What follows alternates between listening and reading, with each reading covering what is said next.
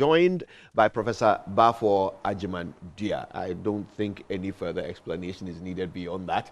A governance expert whose voice has been heard on national issues, throughout the years. And this morning he's here with us to help us with analysis as the day starts to dawn on this big and important historic event, the 2024 election. Prof. Bafo Agyemang-Duah, what a pleasure to be with you. Good morning. Good morning. It's always a pleasure for me also to be with you. Thank you for making it. Thank you. Yeah. All right. Now, I suppose a good place to start would be with the Electoral Commission. It's now their show. They are in charge, and however things go is largely up to them. As the build-up has been progressing, what have been your impressions of the EC? Do they seem ready for this historic event?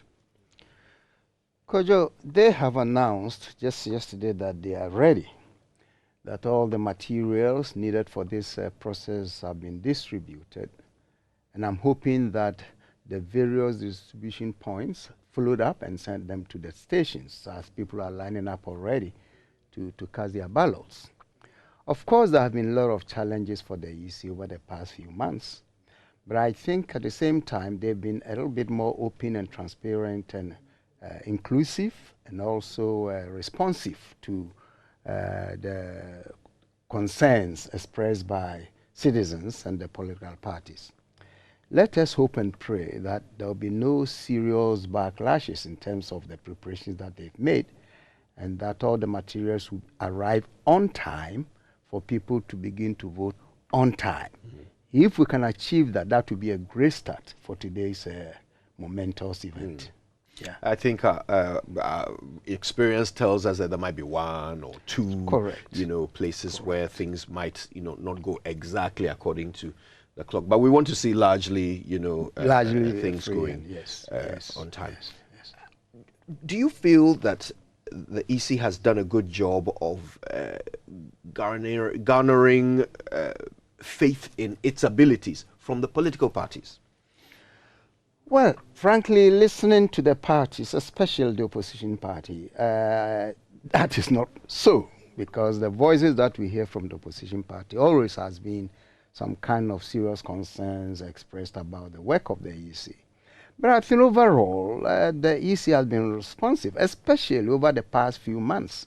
See, previously there were a lot of issues, but the EC was a little bit reluctant to come out openly, admit and rectify whatever errors that they may have made.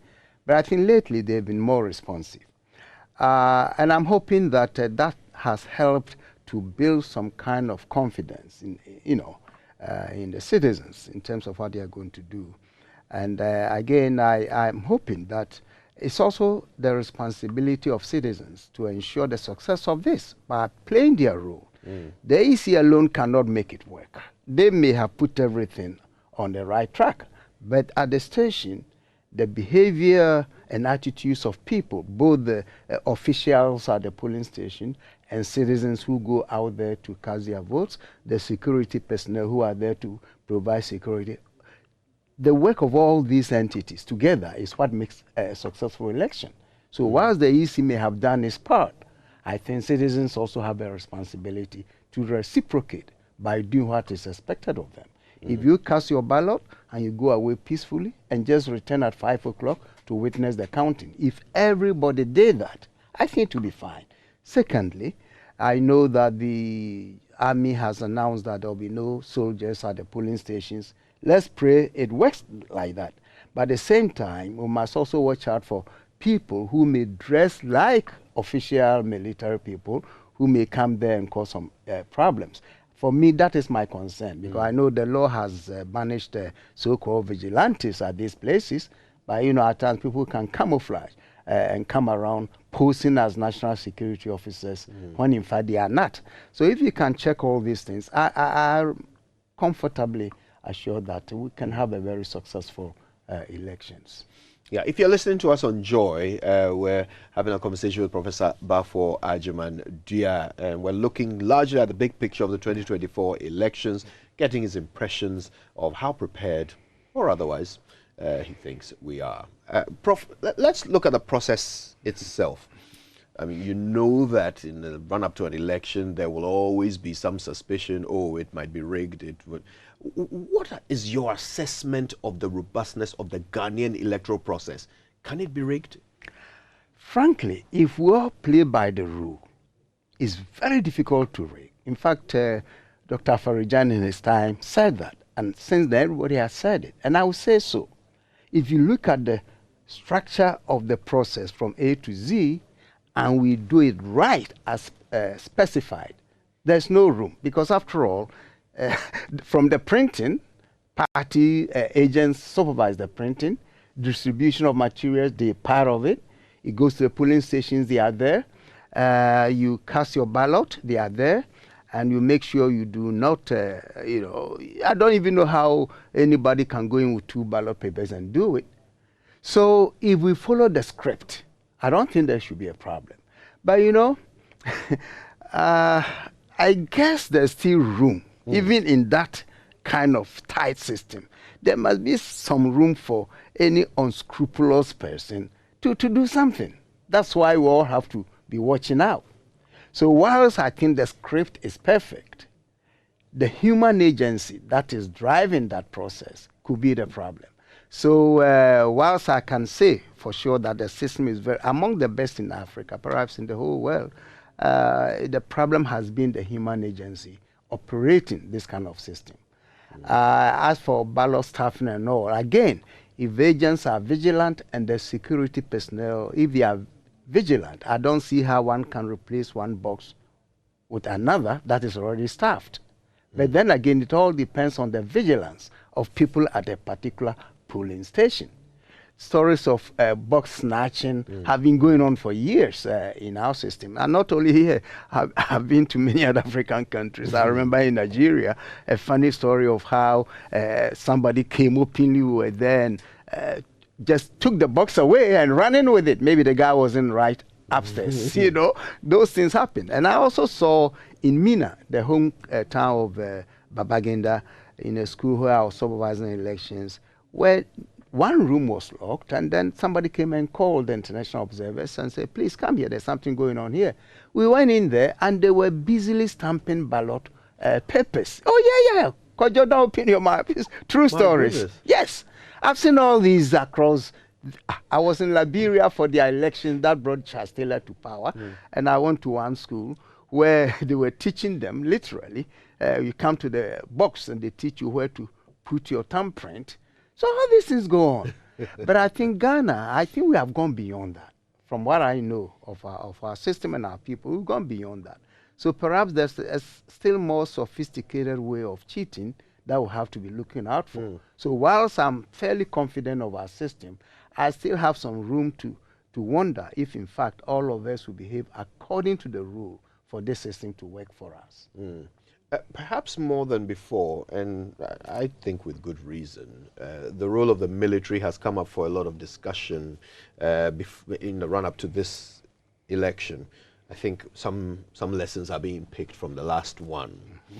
What are your thoughts on the state's preparation and arrangement and the role that they have envisaged for the military? You're right. Always the military has been a problem, not necessarily by the high command, but on the ground, some soldiers just assume they have powers to do certain things, or perhaps they've been sent privately or secretly to come and play certain roles at polling stations. So that has been a problem. The incidents of violence and deaths that we witnessed in the last elections 4 years ago, I suppose were by people who were dressed like military men. Whether they were truly military men or not, up to today, we don't know. And that's why earlier I talked about vigilantes who may camouflage as official security personnel. So it's good that the CDS is now saying, look, no soldiers should be at the polling stations. And let us hope this is true. And I think the media should be monitoring this very carefully. If they find anyone like that, they should quickly inform the nation and their superiors. So if in fact they are around and they are just hidden somewhere, they come forward only when invited by the police at the instructions tell us, then I think the military will be fine. But please, the soldiers must behave. Those even who are put some places to be called upon in case of need, they must also recognize that this is a very important activity for the nation, and going wrong will be disastrous for all of us. So their role is as important as the citizen who is going to cast the ballot to determine who becomes our president. So overall, I think, and I'm hoping that the rules laid by the Army Command will be followed by the personnel, and that all of us as citizens should also cooperate to make sure that it works for us. Well, if you just joined us, we're having a very interesting conversation, Professor Bafo Agyemang-Duah. This is your election headquarters. Nobody does it better, and I know you'll have your eyes glued on us throughout this entire process. And here's one reason why. We'll bring you all the updates. For example, right now in Essikado-Ketan constituency, our very own Natalia Kwanzaa has been standing by and keeping an eye on how things are evolving this morning. Natalia, if you can hear us, tell us how Essikado-Ketan has woken up on election day. Kojo, yes, so you can see within the streets of Essikado-Ketan, people are gearing up to come to the various polling stations. Where I'm standing right now is the Brigadier Hall, and it also happens to be the coalition center for the Essikado-Ketan constituency. They have 161 polling stations in this constituency. Expected eligible voted 79,344 eligible voters are expected to vote across this 161 centers. Where I am, the EC is ready. The ballot box has already been mounted. And then a few people are here waiting to cast their vote at exactly 7 a.m.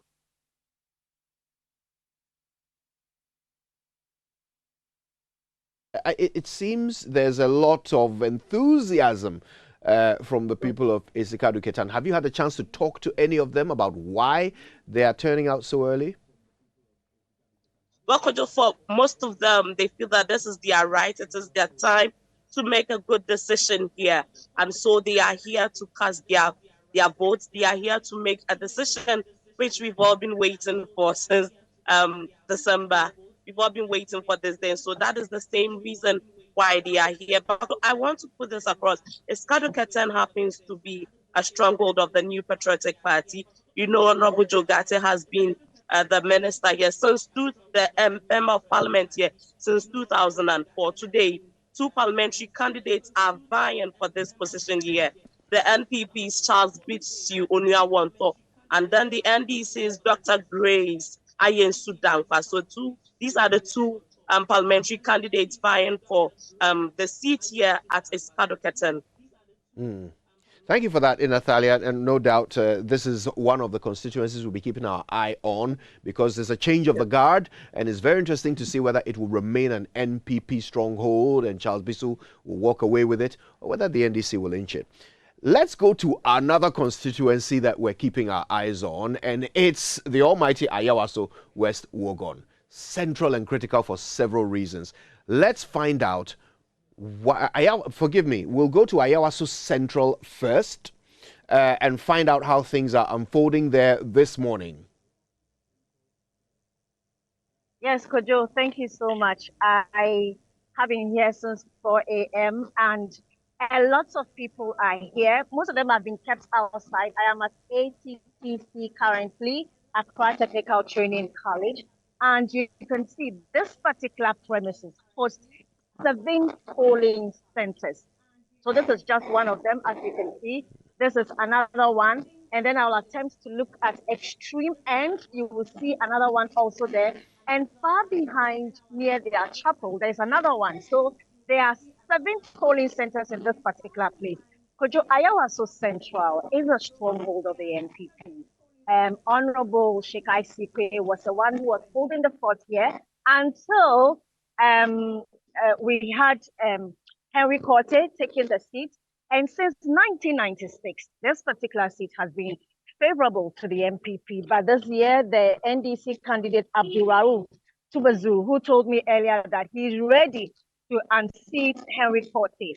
Now, we have about 193 polling stations here. in Ayawaso Central with about 88,000 eligible voters. And most of them, as you can see, have started queuing already. We have the Pentecost also church around, and that also hosts about 6 polling centers. So this place is quite busy, even though they have been told to all stand outside. A lot of them keep coming in. You can see the electoral officers ensuring that, sorry for this taxi, ensuring that all the materials that they have received are all being well packaged, sorted out.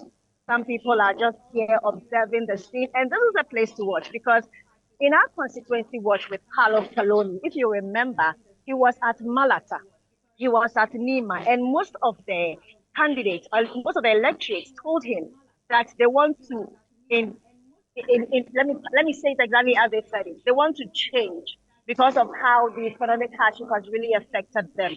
So everyone is wild here. And if you remember in 2020, the situation that happened here, the NDC said there was their claim, they were leading, they don't know what happened. And then the seat just overturned. So they are very wild, everybody is wild here. The electoral officers are ensuring that everything is well done. The party agents are all here, taking all the details that they have to do. How are you? Good morning. You're live on Joy News. What's your name? My name is Cynthia Jewa. Cynthia Jewa. Which station are you representing? Ayawaso. Ayawaso, but are you a polling agent? Yes. For which particular party? MPP. MPP. Okay, so what have you been doing exactly? We are recording the serial numbers. Okay. Yes, and as you can see, Cynthia is recording the serial numbers. She has it all here so that by the end of the day, she will be able to collate and ensure that everything that she came to see is the exact number that she is taking at the end of the day to her party. And what's your name, sir? You're live on Joy News. What's your name? Bright. What station are you also? Which particular party? MPP. Okay, so how are you also ensuring that everything that you are writing and noting down comes all to fruition at the end of the day? Uh-huh.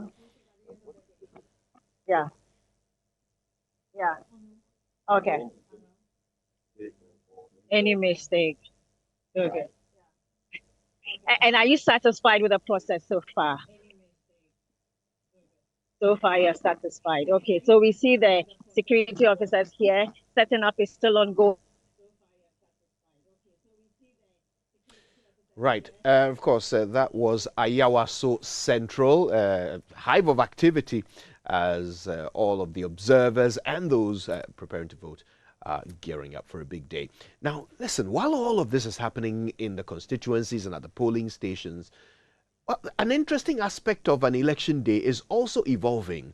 I want to take you now to the Circle bus terminal, where lots of Ghanaians resident here in Accra are getting ready to travel to their voting centers and make it in time to cast their vote before the end of today.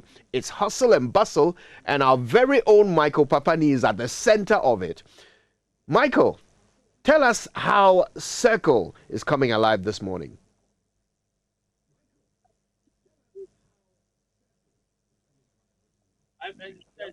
Circle, and clearly it's a busy terminal as always, except that today you may see a lot of buses, but they're in short supply as well. You wouldn't believe that. And in Koko bus, short, very small bus just left here. A very long bus has also just left for Kumasi. But there are many people who are not able to find the buses to the exact places that they are looking for. I mean, this bus has been sitting here for about 5 minutes now. Just about 3 people already sitting inside of it, waiting for the opportunity, possibly to go back to their hometowns to vote. Hello, good morning. Okwahe.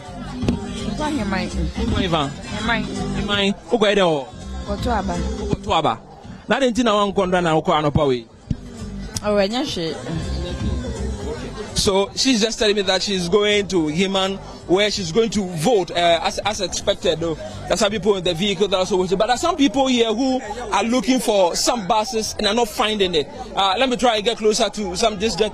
Bossman, good morning. That is saying. Now, we are the one who car go baby. Okay. In Koko. Is that Koko can see the 2 year? Meba na yema. Time train car for. Okay. Na mbisa so Koko kwa kwa ede. Uko Tuaba. I didn't know that about Kwanas and dry holiday until Wanko. Ejuma 70. Ana Bibia the Musa only be alcohol to about Bibia alcohol, Bibia. Sure. You already made up your mind? Sure. All right, so what's your name? I'm George. George.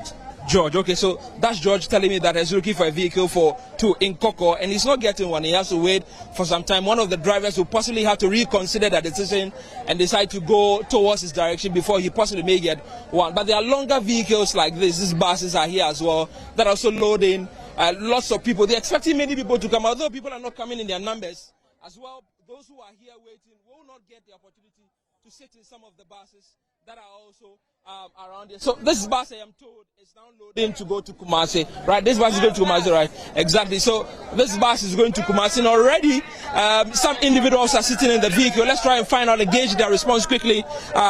Then we leave here. So it's quite an empty bus, but I see three people at least already inside. Boss, good morning. That's saying. Now going. Now going down. Uko voti. I didn't know about Uko voti.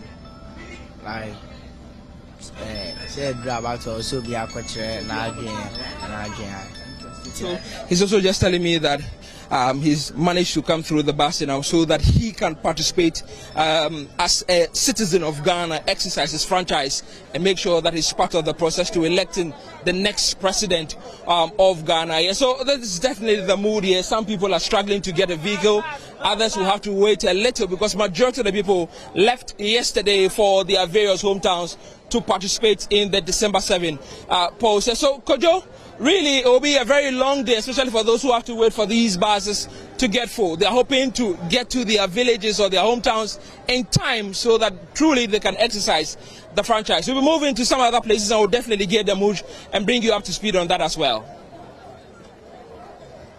Annie, thank you very much for that. And this is why we are your election headquarters, because we'll bring you every aspect of how this election is affecting Ghanaian life. We wish all of these travelers Godspeed as they seek to reconnect with their places of registration so they can cast their vote. Now, of course, back here in the studio, we've been having a conversation with Professor Bafo Agyemang-Duah. He's a governance expert with years of experience, and he's been giving us his impressions of how the process is gearing up for this all-important election 2024.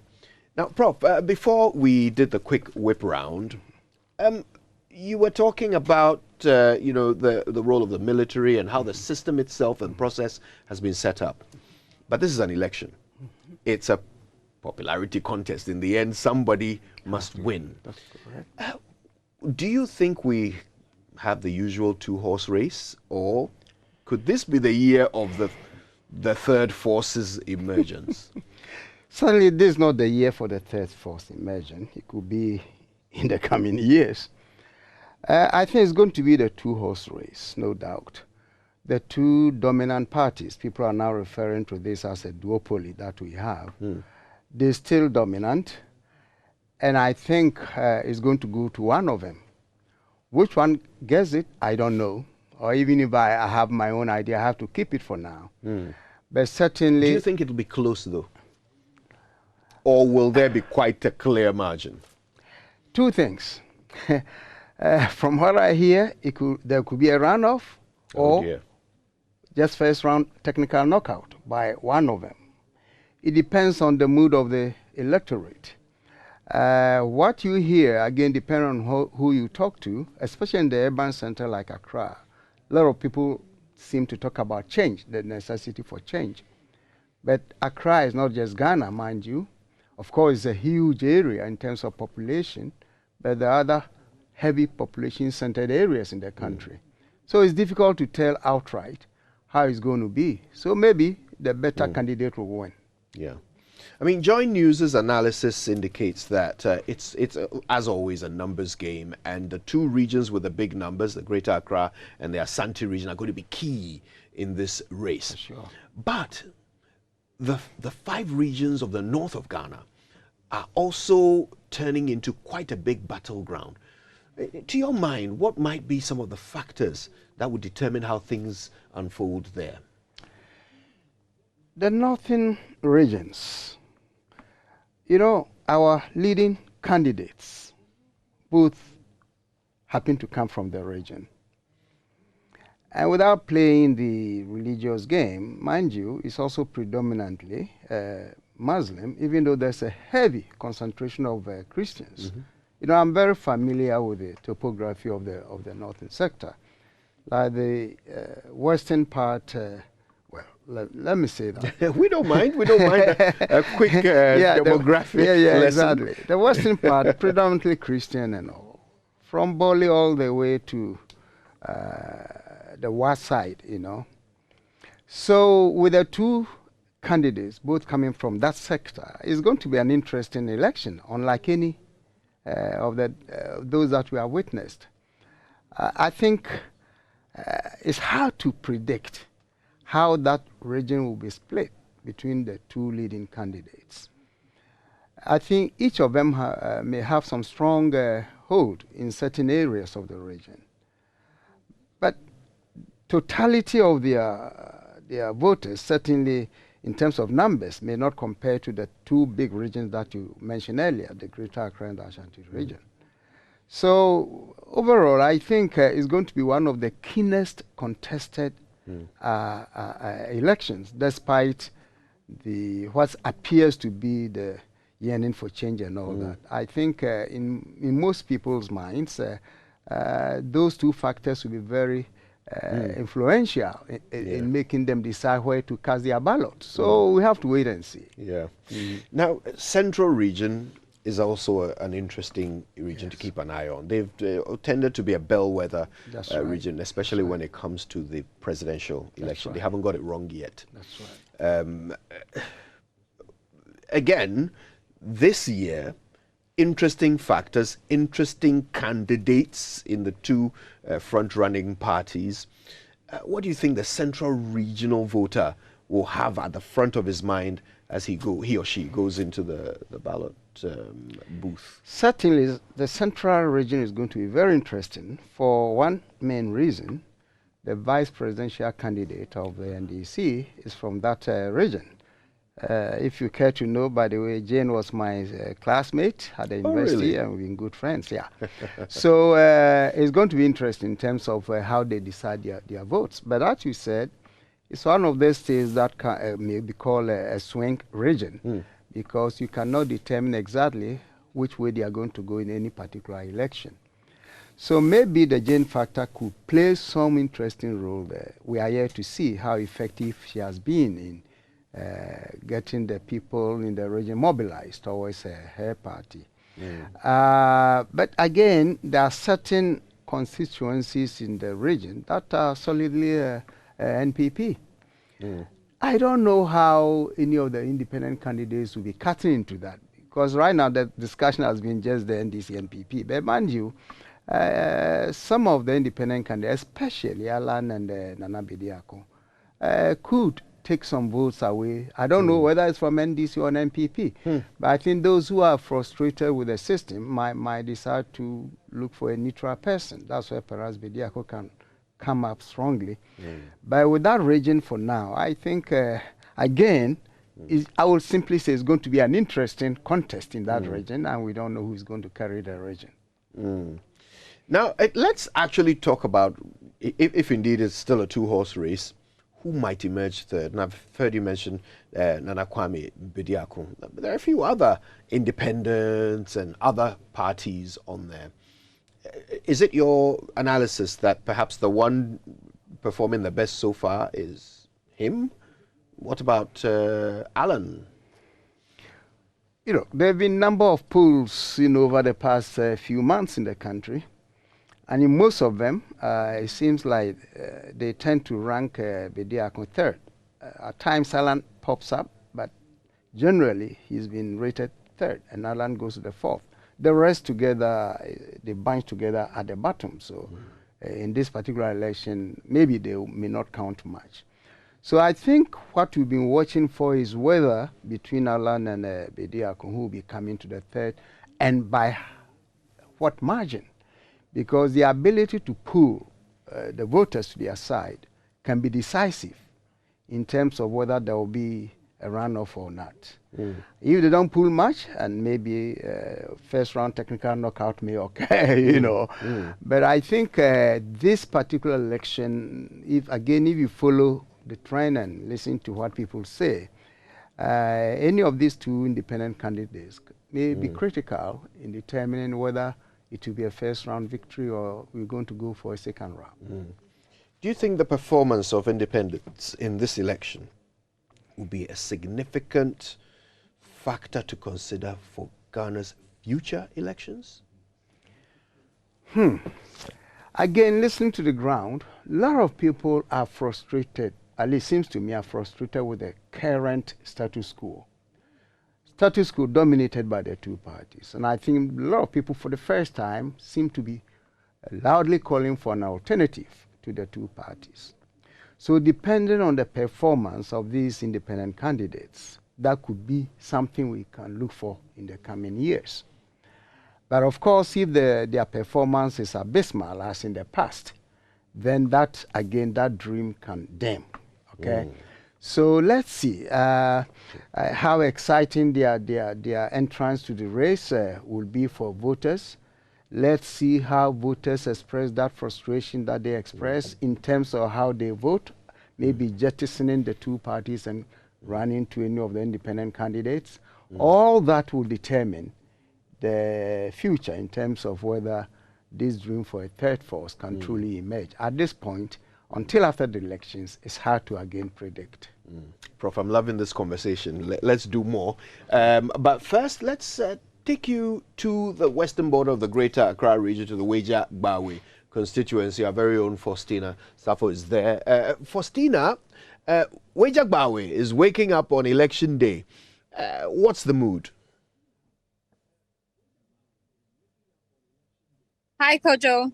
It's certainly an exciting mood here at Weija Gbawe. We got here as early as 5 a.m., where we saw individuals lining up to exercise their franchise. Unfortunately, ballot papers from the municipal assembly sorting was quite late, as at 6 a.m. they were still doing the sorting. So for most of the polling centers, they'll be receiving their ballot papers a bit late. Now in this constituency, we're expecting some 118,000 people, over that amount, to come out to exercise their franchise. Historically, this constituency, the Weija Gbawe constituency, is a stronghold for the New Patriotic Party. They have occupied the seat since 2004. Now, the parliamentary candidate for this area, many call him the giant slayer, because he took out the incumbent MP, Tina Mensah, with a whopping 736 votes during the last parliamentary primaries for the NPP. And so we're looking forward to him coming to cast his ballot. We're currently at the Weija ITS polling center. And if I would just show you what exactly is happening, the EC officials are currently setting up.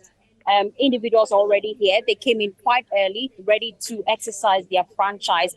I've been speaking to the campaign manager for the New Patriotic Party, Jerry, to be precise, and he is quite optimistic. The party is eyeing 80% votes in this constituency, and we're here to monitor it all. It's decision day, Kojo, and we're on the grounds till the results are declared.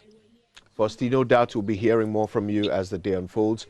But let's go across to another rather populous constituency here in the Greater Accra region. Amasaman, our very own Ayawaso, has been gathering thoughts of those who are prepping for the big day. Ayawaso, what have you learned?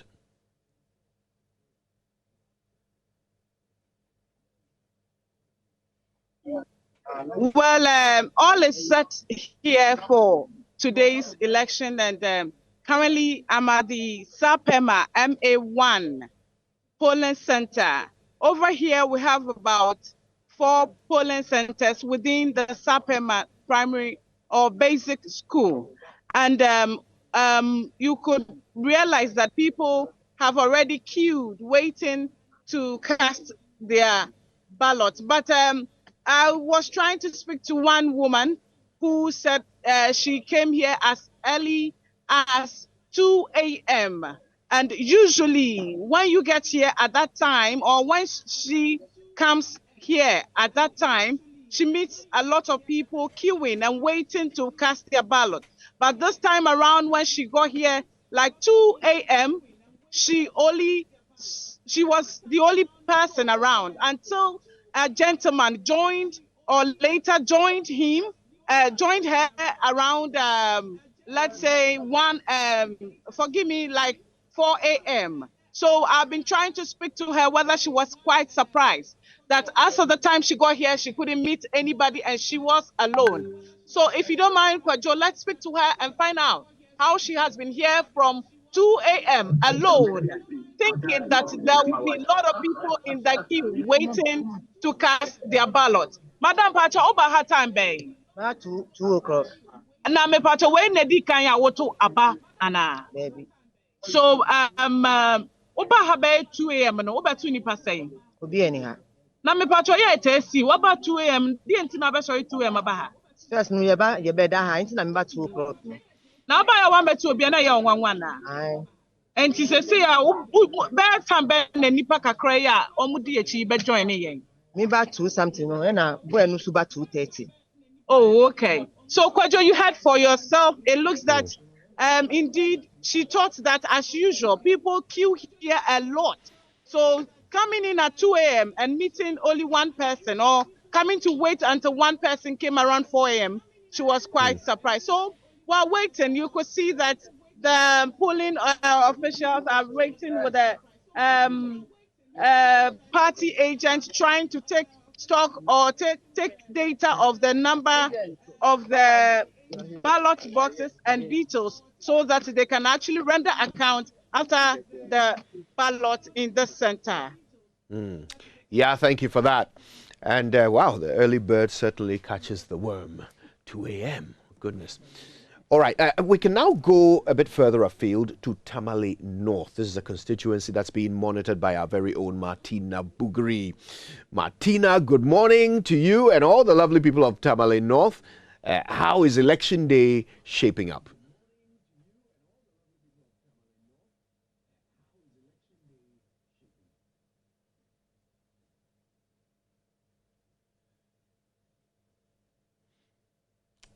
Right. I suspect that we're having a bit of a communication problem with Martina. Martina, your earpiece might not be very helpful to you. But listen, take it away if you can hear us. Tell us how Tamale North has woken up on election day.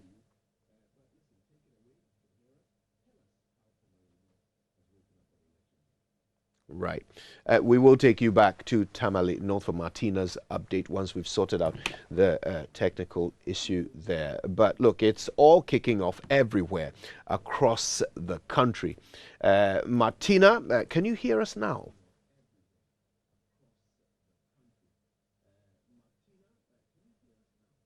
Right. We must ask your forgiveness.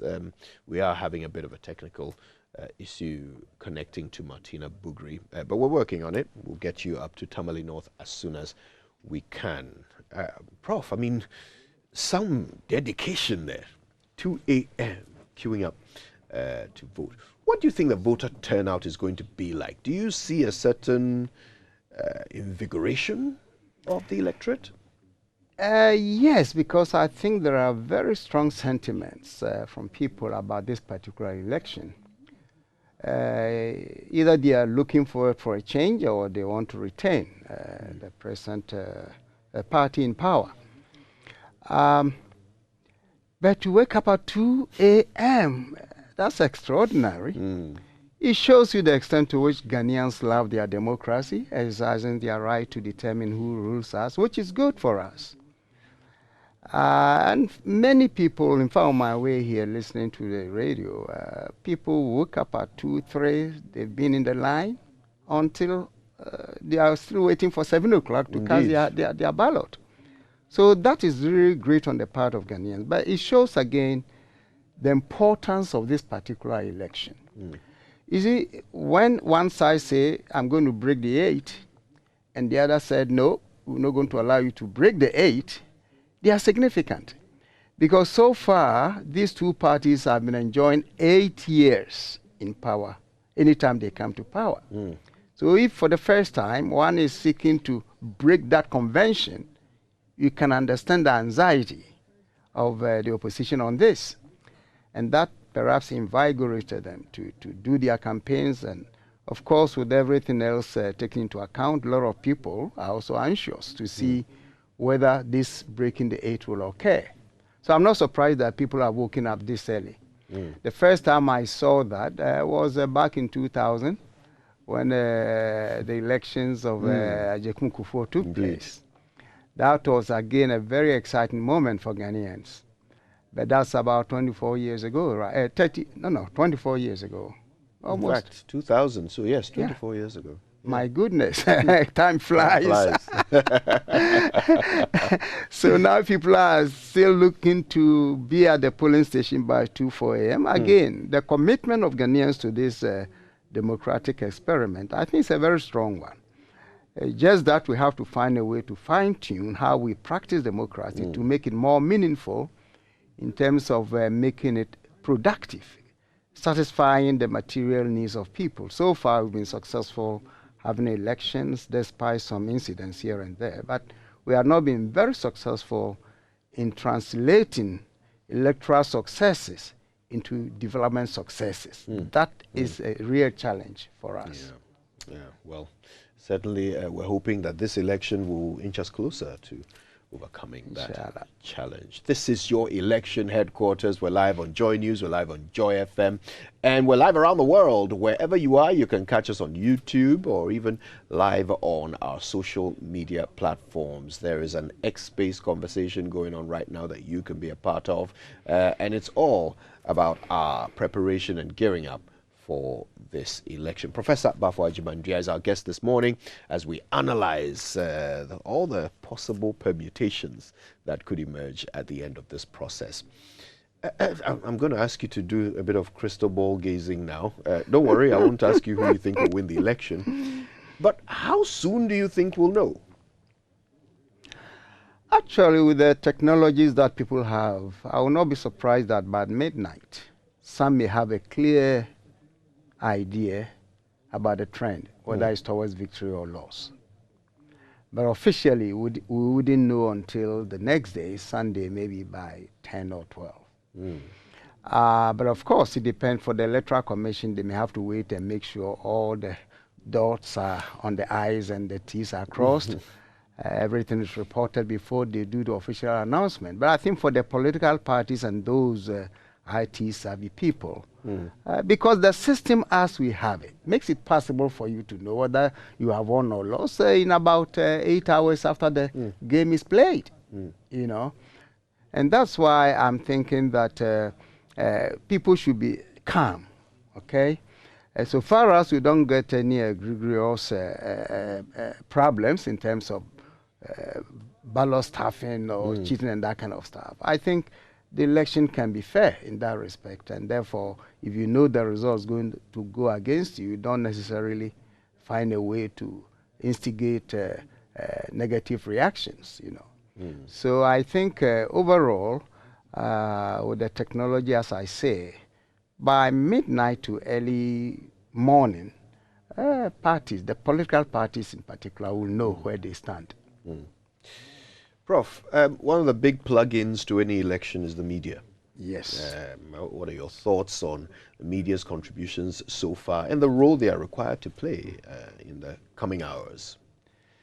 Overall, the media has been great in this process, even though we have to also say that in some instances, some journalists have not been very fair to the system by deliberately picking on negativities and blowing them up out of proportion. That has not been the best part of our practice. But I can say that there have been some, I don't need to mention names, I guess. There have been some media houses that have been very, very professional, and I think that is good for us. The media, as you know, we like to say is the fourth estate, and it's true. You really represent the people to cross-check government for us. And believe it or not, majority of people in most countries do believe in what they hear from the media. That's why it's so important, if you're a journalist, you're working for any media house, you got to be sensitive to that people are listening to you. Your words can move people into certain direction. You know the story of Rwanda. Radio Mail, the full name of the radio station that was at the center, Mille Collines. It's called Mille Collines. No, Mille Collines. Yes. That's the radio station. It was. It played a critical role in the genocide that took place in that country in the early 90s. Yeah. So it's very important for journalists to always be mindful of what they say and how they say it, because ultimately you are influencing the minds of millions of people. Right. So in this election, I'm hoping that they will be mindful of that.